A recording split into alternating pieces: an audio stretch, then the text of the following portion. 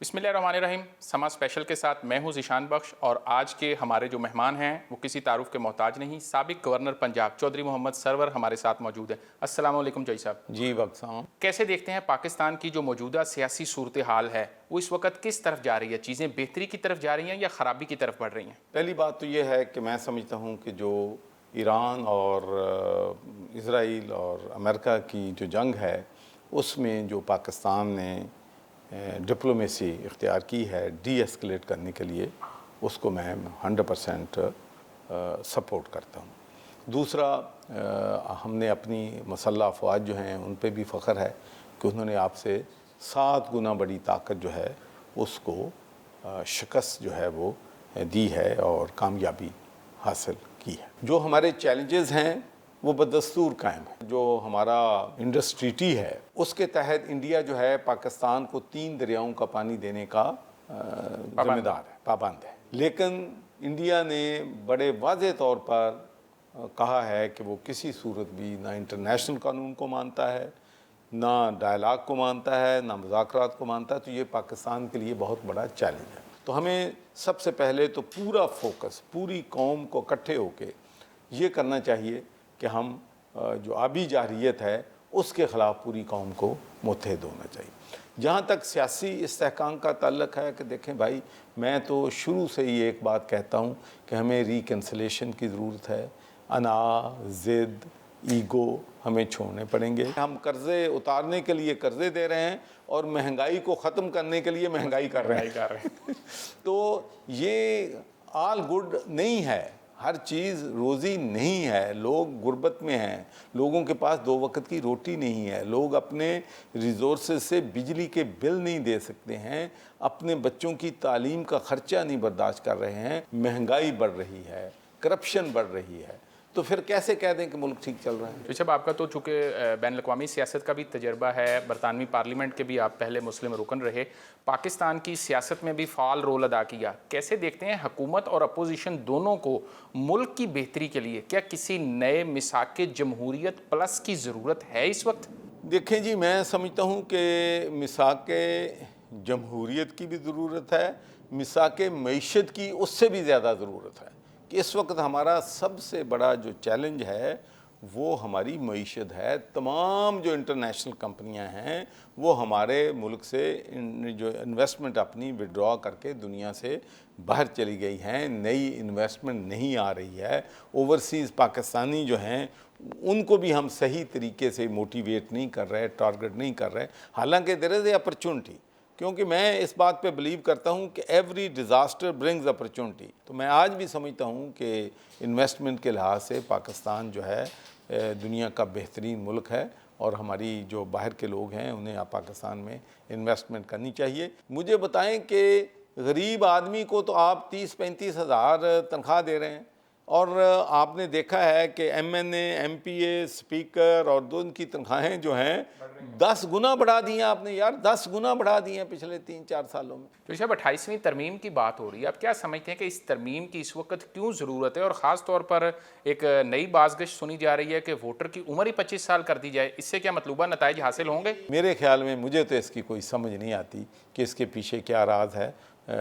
अब तो दुनिया में 16 साल का भी सोच रहे हैं लोग वोट देने के लिए। ये एक और नेगेटिव मैसेज जाएगा हमारे नौजवानों को, जो कि हमारा फ्यूचर हैं, हमारा मुस्तकबिल हैं, और वो जो हैं इससे यकीनी तौर पर हमारे जो स्टूडेंट्स हैं, यूनिवर्सिटीज़ में हैं, हमारे नौजवान हैं, उनको बहुत ज़्यादा इससे नेगेटिविटी उनमें आएगी। तो साहब, अदलिया, पार्लियामेंट और एस्टेब्लिशमेंट, क्या तवाज़ुन मौजूद है इस वक्त इन तीनों इदारों के दरमियान? देखें जी, जो मेरे अपने ख्याल में अस्करी क़यादत और सियासी जो इस वक्त हुक्मरान हैं सेम पेज पे हैं, इंटरनेशनल इश्यूज़ पे और लोकल इश्यूज़ पे भी। तो बाकी जुडिशरी की बात उस पर मैं, मेरा ख्याल, ना ही कमेंट करूँ तो बेहतर है। पाकिस्तान की जो मौजूदा सियासी क़यादत है वो क्या अवामी तवक्कुआत पर पूरी उतर रही है मौजूदा हालात के अंदर, या किसी रिफॉर्म्स की ज़रूरत है? देखें जी, रिफॉर्म्स की ज़रूरत है। हमें मुल्क में रूल ऑफ़ लॉ लेके आना पड़ेगा, ट्रांसपेरेंसी लेके आनी पड़ेगी, अकाउंटेबिलिटी लेके आनी पड़ेगी। देखें, हमारे एक मुल्क में, मुझे बता दें कि आज तक एक चोर जो है, जो 500 रुपए की चोरी करता है, 1000 की करता है, اس کو تو ہم نے جیلوں میں بھی جاتے دیکھا ہے، لیکن جو بلینز اربوں روپے کا گبن کرتے ہیں، لوٹ مار کرتے ہیں، کرپشن کرتے ہیں، پھر کرپشن کا پیسہ پاکستان میں بھی رکھتے، ملک سے باہر بھیجتے ہیں، تو وہ مافیاز جو ہیں ان کے خلاف تو نہ پہلے کسی نے ایکشن لیا ہے، نہ کوئی اب ایکشن لے رہا ہے۔ پیپلز پارٹی، مسلم لیگ نون اور تحریک انصاف، تینوں بڑی جو سیاسی جماعتیں ہیں، ان کے پولیٹیکل رول کو موجودہ حالات میں آپ کیسے دیکھ رہے ہیں؟